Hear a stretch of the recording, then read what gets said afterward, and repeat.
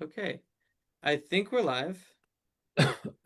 Uh, Jill, please confirm that. That'd be great. But hello, Facebook world, if we are live, and everybody else. I'm going to start my presentation here on diving in the Sea of Cortez.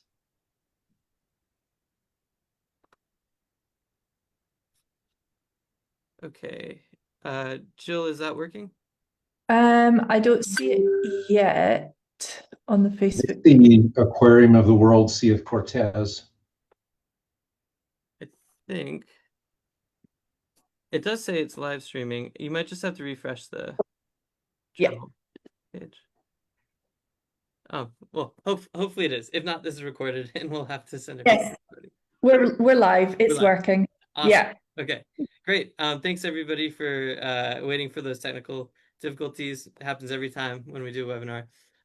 But I wanted to talk, well, this whole talk is about diving in the Sea of Cortez, specifically a special route that we offer at Bluewater Travel, from the north to south or south to north. In this case, we have a group trip coming up from the south to north, which is an awesome route. And we basically go through the full length of the Sea of Cortez. So I'm going to talk a little bit about what it's like to dive the whole region and show my photos of the whole region as well. Now, the Sea of Cortez is known as the of the world, coined by Jacques Cousteau. It was also a very popular destination for John Steinbeck, who comes from I think, Salinas, California, but he also ventured down there and he's got a book, multiple books about the Sea of Cortez. So it's, got a lot of significance in that respect as well. Okay, let's see if it'll go to the next slide. Oh, okay, cool. Great. Okay, so just a little bit about Bluewater Travel. So Bluewater Travel is a dive travel agency. We have experts throughout our whole company, that are, most of us are instructors and dive professionals. We have a lot of underwater photographers on staff. And we basically do two types of trips. We have individual travel bookings where you can basically go and say, hey, Bluewater Travel, I want to go to the best dive destination in the world. We'll put that together for you. We've got hundreds of partners around the world, whether it's resorts or liveaboards, any kind of custom experience, we could do that. And then we also have our guided group trips where we actually have staff members travel with you and we'll have a Blue Water group. Those are super fun. I lead those trips. And we have, I think, 10 other trip leaders. And it's just a really cool experience. We do a lot of photography workshops, but we also do other kinds of trips and non-photography workshops. And all of our trips are for all kinds of divers, from non-photographers to photographers. We don't discriminate, and yeah, it's a lot of fun. So, okay, let's see. Next. Sorry, there's a bit of a lag with the presentation.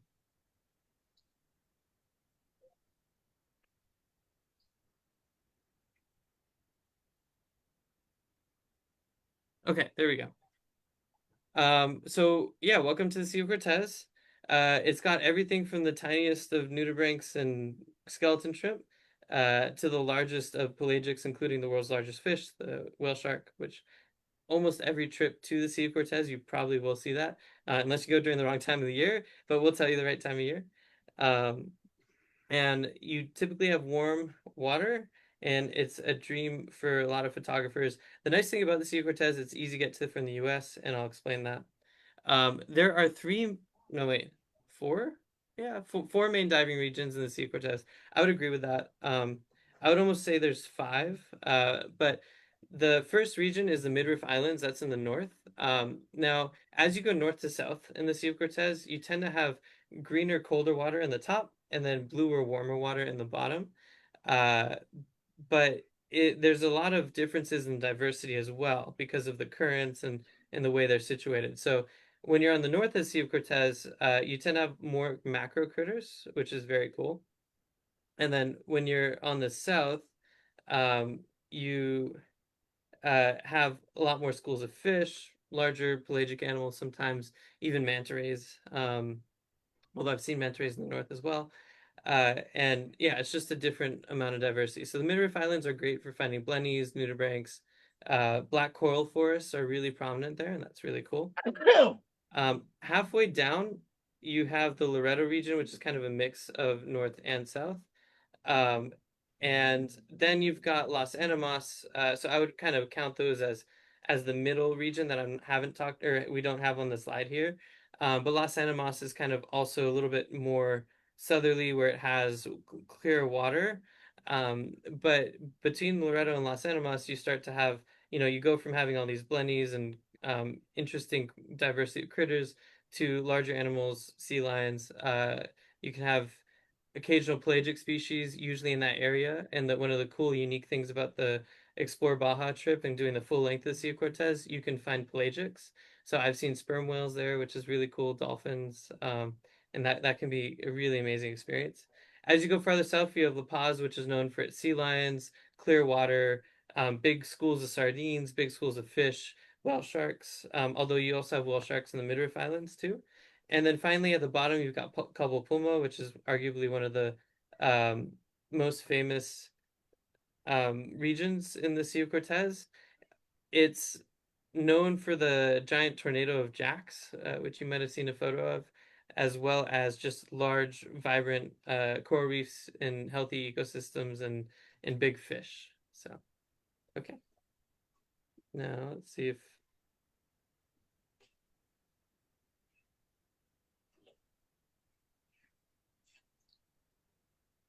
there we go. Okay. All right, so this is gonna go just a little bit. I'm gonna go a little bit over the different types of animals you can see when you're diving the Sea of Cortez. So you've got tons of large animal encounters. Whale sharks are pretty reliable. They reliably feed in Bay de Los Angeles in the north, as well as in the La Paz Bay in the south during specific times of the year. So typically summer in the north, and then in La Paz, it's gonna be in the winter. Um, I think the most consistent whale shark sightings are in the summer in the northern Midriff Islands. The trips that we run, where we go north to south or south to north, you'll see them somewhere, and it's usually going to be up there in Bay de Los Angeles. They tend to be juveniles, and you see them while snorkeling, so it's actually a really cool experience. Uh, in each region of the Sea of Cortez, there are tons of sea lions. So in the Midriff Islands, there's a pretty friendly sea lion colony there. I feel like I get the best sea lion action where they're tugging on your fins, or they're blowing bubbles at you, or they're dancing around. There's a nice sea lion colony in Loreto, and then also another one down in La Paz, which is also very friendly with a lot of pups during the right time of year, and big schools of sardines underneath that sea lion colony. So that's pretty cool. Sometimes you can see hammerhead sharks. I'd say there's a good spot in the Midriff Islands as well as El Bajo in La Paz, which is an underwater seamount. Now, you won't see them like you will in Socorro or other places. They'll be a little bit more in the distance, but you will potentially see them. I've seen them maybe uh, 3 times in the last 7 years, 8 years, and I go to the Sea of Cortez just about every year. And then you can also see mobula rays. Now, mobula rays they're not super large animals, but they come in big schools. So if you're really lucky, you can see a big school of them. Or we also do a really cool night dive in La Paz, where you can sit at the bottom and see the mobula rays go overhead, and that's really cool, depending on the itinerary. Uh, and then also sea turtles. Now, sea turtles in the Sea of Cortez are very skittish, but when you're in La Paz and you're doing that full Explore Baja trip, you can actually go to a shipwreck called the Fan Ming in La Paz, and there are lots of friendly turtles there. I don't know why, but there's maybe 7 turtles there, and they're super super friendly. So you can get all the turtle photos that you want down there, but the rest of the Sea of Cortez, they're a little bit skittish, but you will see them for sure. I think it's because the sea lions hassle them a lot. I've seen sea lions flip them over and throw them around.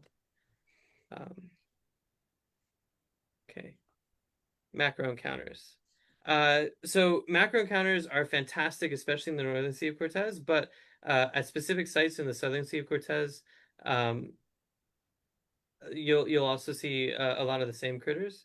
So probably the creme de la creme of all encounters in the Sea of Cortez is the signal blenny. Most people don't know about this fish. It's tiny. It's probably an inch or two, but they have this really cool, colorful dorsal fin, and you can see that in this photo here. It's just beautiful, but they're very difficult to capture. and it takes a lot of time and a lot of practice. There's a very specific type of substrate you need to find, which our guides always help people find them, and they will kind of jump up every few seconds and go up and down. Uh, there's seahorses in the Sea of Cortez, I think throughout, but I see them more in the Midriff Islands, and I'll usually see them once a trip. Frogfish are pretty rare, but I have seen them. Uh, and then there's also shrimp and crab. All right, let's see. Sorry, there's a little bit of a delay between slides. While we're waiting, I should mention that everybody on this uh, on this presentation does get a discount to the Sea of Cortez. We have some specials in this presentation, and I'll post a link in the Facebook live stream. Sorry, I haven't had it take so long to go between slides. Okay, so the Mexico camera tax. You guys might have heard about it, and if you haven't, it's good to know about. So anytime you're traveling to Baja California, and now I'm hearing rumors that this is happening again in Cozumel. Um, Sometimes the Mexican government will look at your bags and they'll say, "Hey, you've got an underwater camera housing. We're going to tax you on this housing." Typically, they try to say about 19%. I've tried to barter down with them before, um, and it's kind of a 1 in 10 chance from, the group trips that I lead. About 1 in 10 people get hit. Now, uh, we have different ways that we work with the operators on fighting this tax. And, I think we're probably the most successful at doing it, but it's not 100% success rate. So it's just important to know that that is a thing when you go to Baja or when you go to, sounds like Cozumel now. One way that you can get around that, if you're flying into Cabo and La Paz, this especially happens. I've also had it happen in Loreto. But one way to get around that tax is you can actually fly to Mexico City. You could cross the land border into Tijuana and fly that way. So having a layover in a non-dive area in Mexico is very helpful to avoid the tax. And they don't typically target anybody with a small camera or GoPro. It tends to happen with larger camera systems. Okay, diving conditions. I've So, just added the yeah, link. We've got a really useful page on our Bluewater website. I've just added the link in the group chat if anybody wants to read a bit more about that. excellent. Thanks, Jill. And we can post that link in Facebook as well, for Right. anybody that's interested there. Yeah. But yeah, so that's the value of having a travel agency book trips for you. It's no extra cost, but we can help you handle those things. So we've got paperwork that you could give uh the the government that'll help potentially, and we'll work with the operators to figure out the best way to get cameras through. And then, like I said, those other tips help a lot. I also try to have my bags not look like they're dive bags. And the reason that, it's more of a chance than a guarantee that they'll search your bags is because they will basically have you hit a button and it'll turn red or green. If it's red, they search your bags. If it's green, they don't. Um, I find that about 1 in 10 people end up getting searched and have to pay. There's probably another like 20% that get searched, but get away with not paying somehow.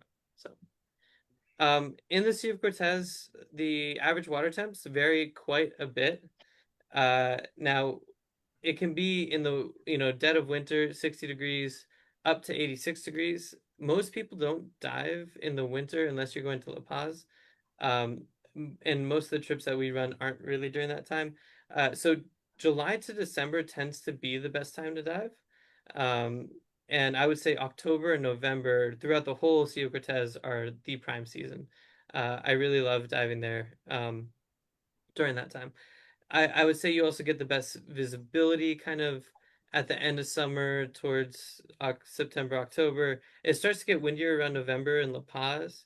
And then December, can be variable conditions, but that's also a good time to see the whale sharks in La Paz. That said, like we always put our trips at kind of the best time when it comes to explore Baja, and it's always been pretty nice and consistent. The one thing you have to prepare for, though, if you're in the Midriff Islands, especially, the temperatures vary a lot. So I've done dive trips where it's been like 70 degrees all the way to 86 in one day of diving.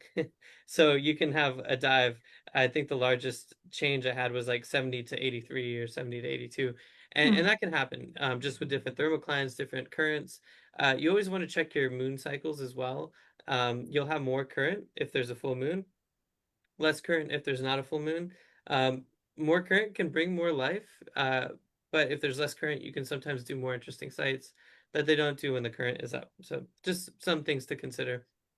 The visibility also varies a lot based on those currents. I find in the Midriff Islands in the northern side of the Sea of Cortez, visibility tends to be a little bit lower, maybe 30 to 60 feet, sometimes 70 or 80. But then you get your good days where it's like 100, 120 feet easily. But I would say in the southern Sea of Cortez, especially around La Paz, tends to be consistently a little bit higher. But when you're doing the full trip and seeing the full uh, peninsula, you really get all of it. You get to see everything. So, okay, there we go. All right, how to get there. So I talked a little bit about this. Like I said, sometimes it's nice to have a layover in Mexico domestically if you have a big camera. If not, you don't have to worry about that. Um, I think our group trip leaves from Cabo. Is that correct? Yeah, our next group trip is leaving from Cabo. Yes. Some of our trips will leave from Puerto Penasco, especially the midriff trips, but also just going. Um, you can do the Explore Baja trip the other direction as well. And we've got a couple of different promotions for you that'll go to any of these airports. So you can fly into Loreto and dive Loreto. You can fly into La Paz, dive La Paz. We do have some La Paz group trips every now and then that we run directly out of La Paz. Or you can fly into Cabo and sometimes drive to La Paz, or just some of the boats leave from Cabo, like our next one. So based on the trip that you decide to do, we'll help you with transportation. And okay, we're getting there. All right. So this is our group trip that's coming up in October of 2026. It goes from Cabo to Cabo Pulmo, La Paz, El Bajo, which is one of my favorite sites. Um, Los Animas. Have I been saying it wrong, or maybe I Wow. have? I don't know. Um, Danzante, Loreto, Delfonso, and then all the way up north to Bay de Los Angeles, and Angel Island, which is very cool in the Midway Islands. The nice thing about Puerto Penasco, when you end there, you can actually just drive, and we have transportation that takes you to Phoenix, and then you fly out of Phoenix. So it's very easy to get out, and you're already back in the States by the end of the trip. Um, cool. So, uh, yeah, we run multiple group trips to the Sea of Cortez every year. I run a trip that has daily workshops. I'll have one in 2028 if you're interested in signing up. You can always let me know at nirpum at uwphotographyguide.com, or Jill know trips at bluewaterdivetravel.com. And yeah, we'll get you set up with the Sea of Cortez trip there. I have another slide. Oh, here we go. We also have more specials as well on the Sea of Cortez, so you can book any of these trips. These are individual trips, not our group trips. So if you go to the link below, bluewaterdivetravel.com/pages/ C dash of dash Cortez dash specials dash 2026, you will get there and you'll see all the specials. We'll post that on Facebook as well as our chat. I think we can put that in the chat so people can click. Great, thanks, Jill. But yeah, we have these specials as well where you can save up to 600. But it would be great to see everybody on a future workshop. Okay. Now let's see here. Oh, sorry guys, I'm just having trouble seeing with all the Zoom pop-ups. Um, okay, we have more upcoming webinars. We've got the Red Sea in Egypt, August 4th. If you guys want to learn more about different destinations, North Sea Luacy is coming up in St. Eustatius. Now, I okay, and then just a few things about why booking with Blue Water Travel. We've got lots of 5-star reviews. People love our agents. I love using our agents. I'm not an agent, so I use their service as well. Jill is an agent though, so you can always reach out to her at trips@bluewaterdivetravel.com. And we're yeah offer full concierge service at no extra cost. And we dive all the places that we go, as you can kind of see. Now, I'm gonna go over a few of my photos, if you guys are up for it, and then we can have a Q&A. Um, and yeah, that'll be the presentation. So let me switch over to just some of my personal photos I've taken on the Explore Baja trip. Okay. Now these are an amalgamation of photos. So I'm gonna be bouncing around, but I'll kind of let you know where each one is and kind of the story behind each one. So, okay. Jill, can you see that okay?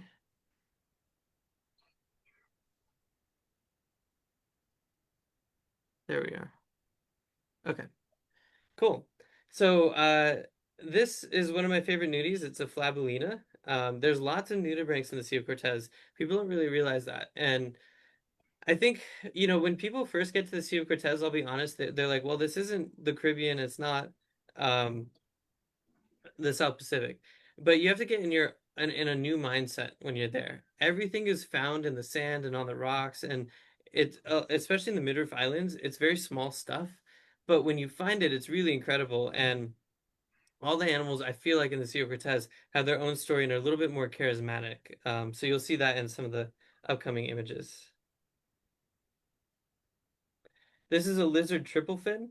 It's a very, very pretty red fish. They're all over the Sea of Cortez. And this one is sitting on a sea star.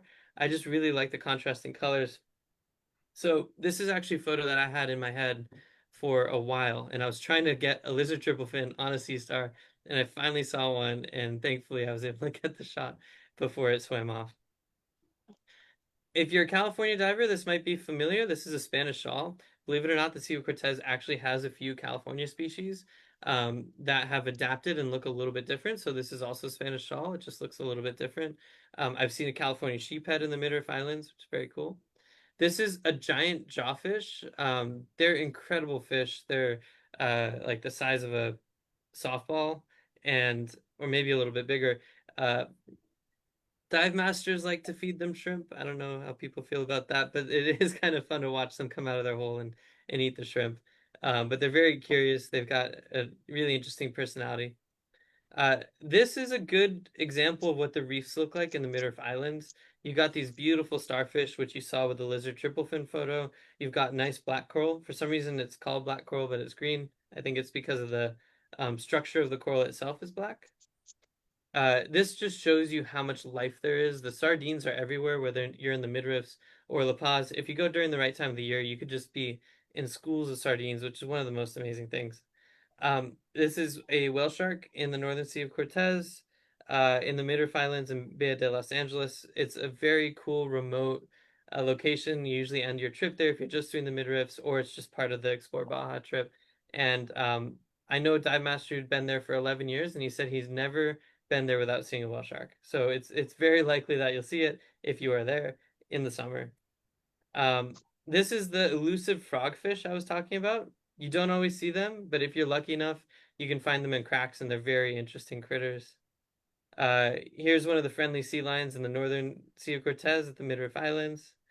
More sea lions. I think on this dive there's maybe like 40 or 50 of them just surrounding us, and you can see how playful they are. They just do flips and twirls and go around you, and it's a really cool experience. If you're lucky, dolphins will come by in the morning, especially in the Midriff Islands, and depending on the boat, they will sometimes let you go and snorkel with the dolphins. Sometimes you have to give up a dive for that, but it's a really cool experience. Just seeing, in this case, it was hundreds of dolphins going by, and just really neat seeing them go by. They're not super friendly, but you'll see them swim around in the clear water. This is what the black coral forest looks like. I just like how it looks in the effect. Here's a scorpion fish with a diver and some fish in the twilight. This is a oh It's barnacle blenny, or brown cheek blenny. And they're very, very, very tiny. I mean, they're maybe half an inch, but if you have a diopter and you stack that on top of your macro lens, you can get an image like this. And you'll actually notice them not because you see the fish, you'll just see a little hint of blue inside of a barnacle, and that's their lips. So that's really cool. I forgot what kind of nudibranch this is, but just one of the many colorful nudibranchs. This one was taken around to Loreto. And these guys are my favorite, the signal blennies. You see them most in the Midriff Islands, also around Loreto. I think this one was taken around Loreto on the Explore Baja trip. But you can also see them down south in La Paz if you're really lucky. And I know where to find them. Um, I'm trying to remember the Swanee Reef. That's my favorite reef down there. It actually looks like a Caribbean reef, which is really cool. I forgot what the species of this one was, but this is what we call the rockstar blenny. They're very hard to find. The dye master I was with had only seen this one other time in his life. But if you're lucky, they're just really, really cool blennies. And there's a good assortment of blennies and species of blennies. Um, I believe this is a photo of a sea lion in Los Animas, so you can kind of start to see the transition from north to south. It gets a lot more blue.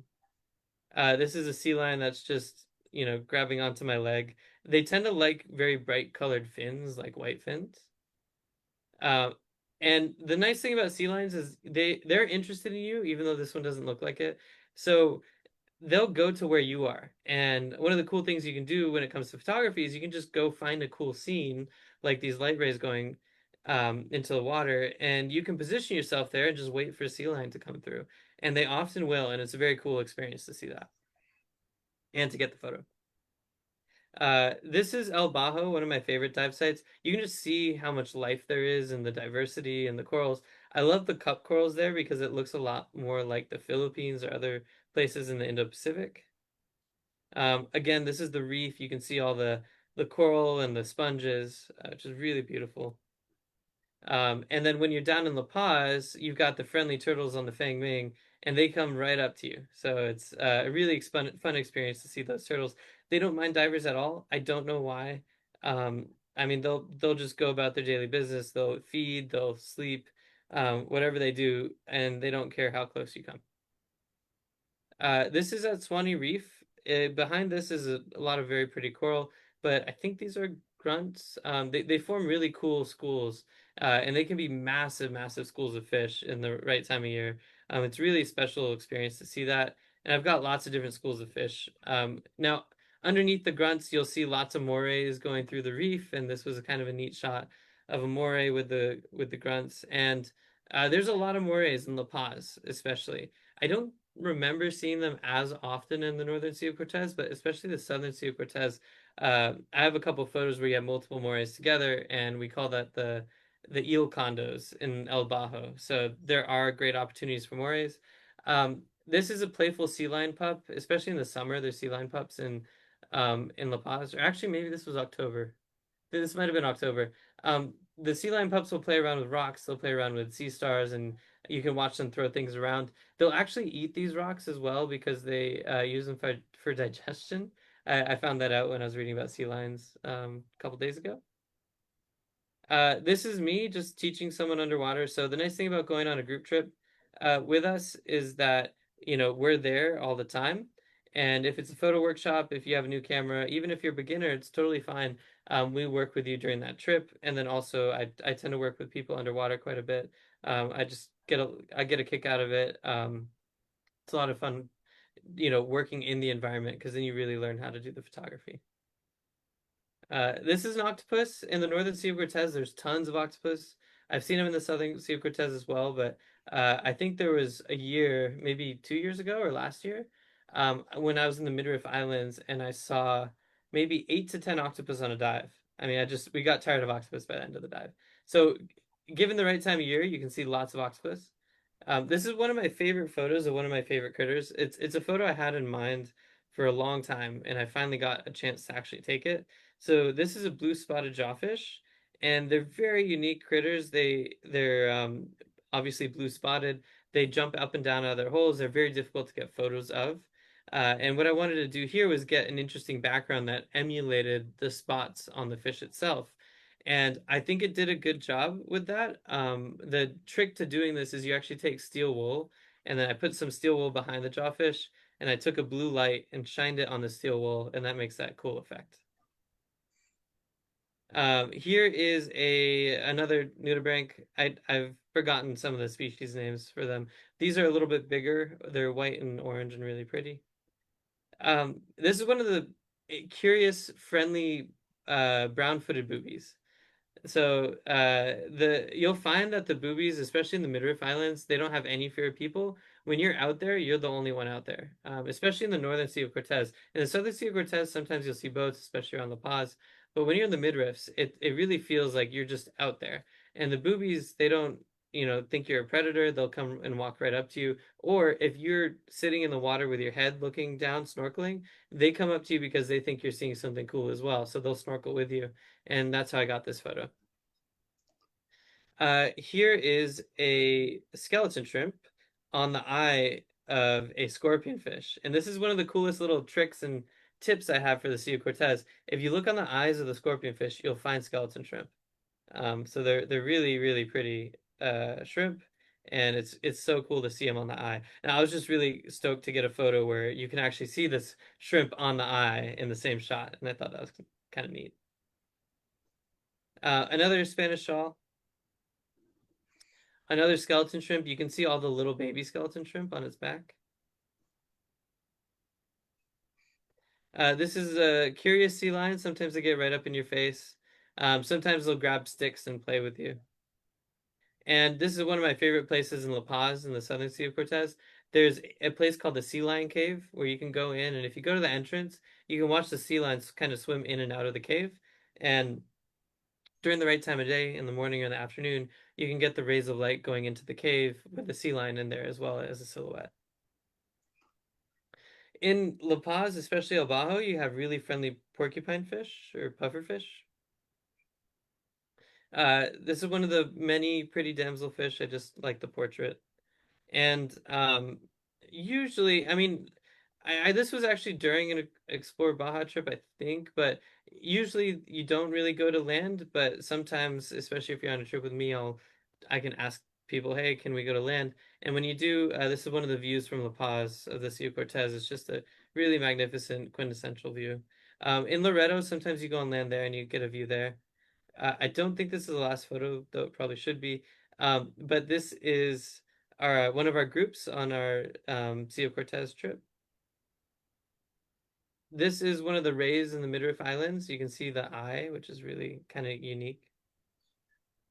These guys are all over the northern Sea of Cortez. These are blue-banded gobies. They're very, very pretty, and you might recognize them from California as well. This is another example of a signal blenny, and the signal blennies are really tiny. You can kind of see that from the sand and the rocks here. So it was kind of cool to get this perspective with a snoot. It looks like a spotlight. This is an orange throat pike blenny, another very interesting blenny that looks really cool with a spotlight effect. They dance up and down and open their throats, and they have this beautiful orange color, and it's just a really, really neat experience watching them. And that's what I mean about the charisma of a lot of these critters. They're just very, very charismatic. Uh, Sea lion opening its mouth. It's very hard to get the lighting in its mouth when it's on your camera like that. And then this is one of my favorite sea lion shots I've ever taken. I took this in La Paz at Los Islotes. The sun was shining through this little archway, which if you guys have been there, you might have seen before. And when the sun shines through the archway, again with sea lions, they get really curious. So I sat there and I got my perfect shot with the archway and the light going through, and then I just waited for a sea lion to come up. It also helped to kind of wiggle my fingers, and the sea lion was very interested in my fingers. So I positioned it with my fingers just by wiggling them where I wanted the sea lion to go, and then took the photo, and that's how I got this photo. You also, especially around Lorena in La Paz, it's a site that's a bit further off. You can get big schools of these. I forgot what these are called. These also might be grunts, like French grunts, maybe. But they're very pretty, and if you're lucky, at the same dive site, you can see manta rays, which I've seen a few times. These are the sardines in La Paz. more sardines in La Paz, and you can see these snappers going through hunting. And when the snappers go through the schools of sardines, they leave these holes, so you can see where the snappers have been because the sardines are avoiding them as they go through. But you can see the diversity of the fish in La Paz and the number of schools. This is a giant hawkfish. Yellowtail surgeonfish are very pretty, make good schools. And then this is our mobula ray night dive. So you can see sometimes you're lucky and you get these schools of mobula rays going through. That's the full blue spotted jawfish. And this is the view, I think, from Loreto. So sometimes if you're doing Explore Baja, you can actually get out and see Loreto. I don't, Jill, is this trip on the Rocio del Mar? Yes, this upcoming trip is Okay. on the Rocio, yeah. But we have a number of different boats.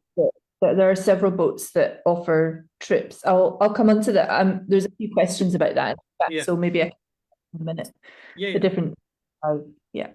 Yeah, for sure. Yeah, we'll talk about that in the Q&A. And yeah, so I just put this on of the Rocio del Mar, which I think our workshop is on, and it's just Yeah. a really fantastic boat, great crew, great food. And it's a really fun boat to be on for 2 weeks. Uh this is a shipwreck in La Paz, very cool shipwreck. This is the Moray condos I'm talking about. You can get 6 to 12 of them at once. One of the friendly sea turtles on the wrecks over there. Some more sea lions. One of the pangas from the Rocio del Mar. Another signal blenny. Some dolphins. One of the seahorses, which can be hard to find, but very, very cool. A whale shark. Another whale shark. Boobies, and I think that's it. Sorry, I just want to make sure that we had enough time for the Q&A. So Um, yeah, so those are all my photos. I think we now have time for the Q&A, so let's go through some of those questions. Jill, if you wanted to give me the questions, I Yeah, can. sure. I'll start. I've answered a few of them already on the chat, but the first question was about snorkel. Some sites are snorkel only, and what the ratio is for snorkeler to guide. So yeah, the whale sharks in La Paz are snorkel only, unless you're super lucky to see one underwater, which is highly unlikely. I would say that it's seasonal, and you cannot snorkel unless the authorities have officially opened the season, and that's based on the number of whale sharks in the bay. That's in La Paz, and the guide to that snorkel ratio tends to be 5 snorkels in the water at any one time with one guide. So they do try to manage it so And that it's not too big an impact on the whale sharks. I think also in the Northern Sea of Cortez, for the midriff trip and also explore Baja, if they do stop there. If I remember right, we were doing 3 snorkelers to per Yeah, it was less. yeah, it's Yeah. less, slightly less. And okay, cool. And then there's somebody asking, can we talk a little bit about land-based options rather than liveaboards? So some of the areas in the Sea of Cortez are only accessible by liveaboard, especially in the north. So the Midriff Islands area, really you're only going to be able to access that by liveaboard. As you head further south, it's much more accessible from land. So there's shore-based diving from Loreto. There's a lot of shore-based diving from La Paz. What I would say from La Paz is that the dive sites are quite a long way offshore in La Paz. So you tend to go out for the full day, and it is quite a long boat ride, even though it's day boats. It's quite a long boat ride out to the sites in La Paz. So if you're visiting them on a liveaboard, it's sometimes a bit more comfortable.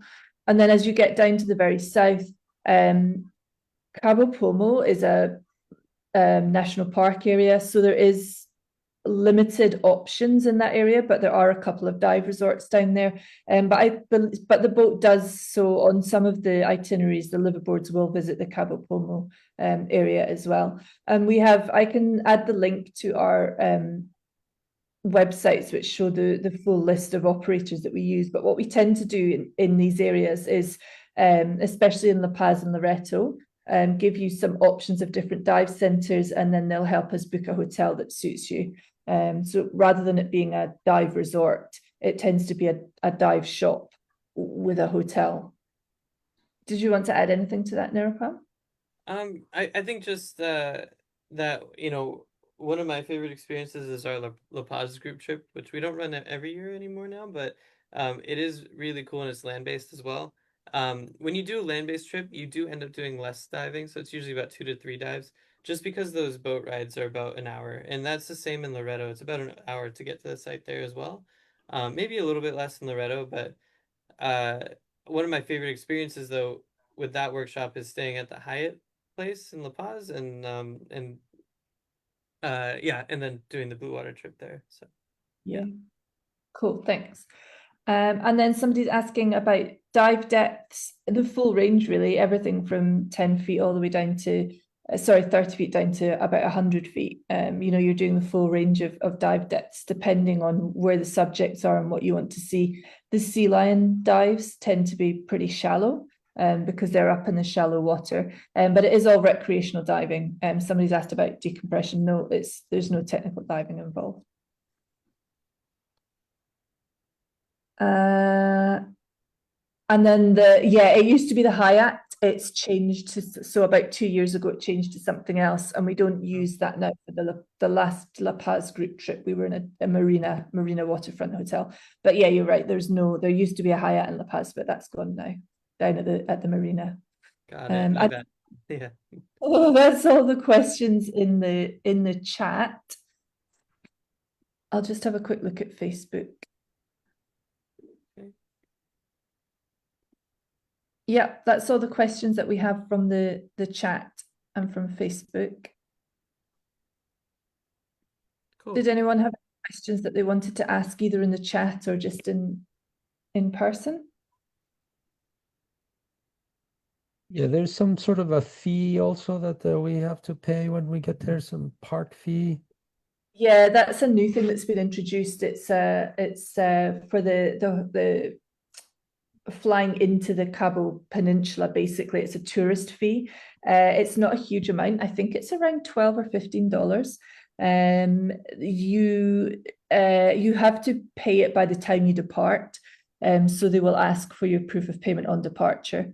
That's quite a new thing that's been introduced in the last year. Really, it started being a thing. But yeah, it's a tourist tax basically. Yeah. Because I thought it was a significant chunk of change, but you're saying it's not that. Is I that can the check. I think it's based on how long you stay there. uh, I can look at that though. Let me check how they mhm. work it. And how much was it for the camera that they say that, okay, I get that not everybody gets to pay it, but if you do have to pay it, how much is it?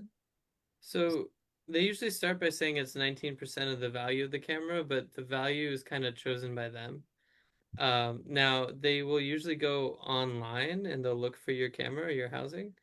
Uh, but yeah, so it can help if you find something that looks a little bit similar that might be a little bit cheaper. I've actually done that before and gotten a lot less of a fee. And then sometimes you can like work it down a little bit by saying, we have some paperwork that we give our customers and say, hey, you can give this to them, and it says that, hey, this is an illegal tax.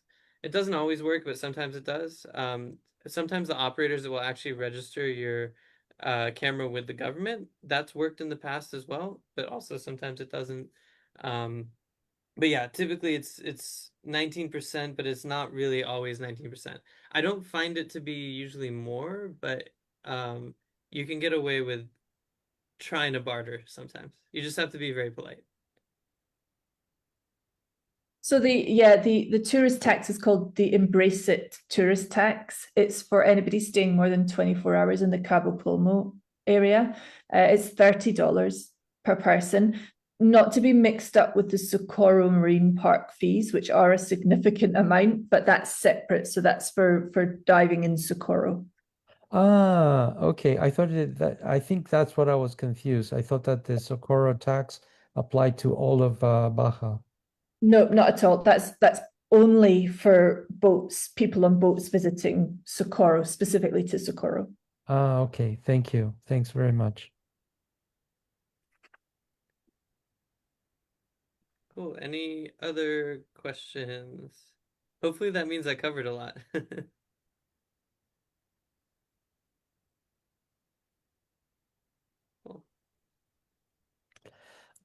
All right. Well, then I think that's it.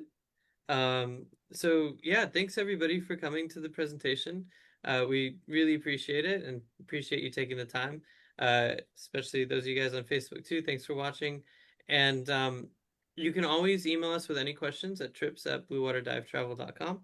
Uh, you'll get to Jill through there as well. Jill, is there any other contact methods that you would recommend? No, that's perfect. You can contact us and we man that email 7 days a week, so you'll get a reply pretty quickly. I can just see a question about camera. Questions just popped up. Does camera tax also charge for phone housings? I don't think they do. I Never more I haven't experience. seen Yeah, I Yeah. haven't seen anyone get taxed for anything like a TG6, smartphone housing, or GoPro. That's not to say it hasn't happened, but I just don't know of any, and I know of a lot of the situations because we deal with so many people. So I think it's fairly safe to say you won't be taxed for the smartphone. Cool. I've also never been taxed crossing the land border, so Right. that's another good way to get there. It's actually quite a hot topic at the moment. I know, I don't know if I've seen a lot on my Facebook feeds that there's a lot of discussion about it at the moment, and a lot of dive centres are trying to be more proactive about doing something about this tax because it's not official and it's not legal. And so there is word that it's being suspended in some places, but we can't find anything official about that. So it is something just to continue to be prepared for, Yeah, but hope it will be resolved at some point. I think a lot of that came from recent events in Cozumel, where initially they were saying they weren't going to tax people anymore. The governor actually went out and said that, and Yeah, then they started getting more taxes in Cozumel. yeah, So yeah. So yeah, it's yeah, potentially suspended there. but we'll see. Yeah, cool. All right. Awesome. Well, thanks everyone. Thanks so much, and I think that's it. Thanks, We'll see you soon, everybody. and have a great evening. And join Thank us for the next webinar on August 4th, I think. Fifth, yeah, fourth or fifth. The next one is Red Sea. Yeah, cool. thank All you. right. Thanks, guys. Have a good night. Good night.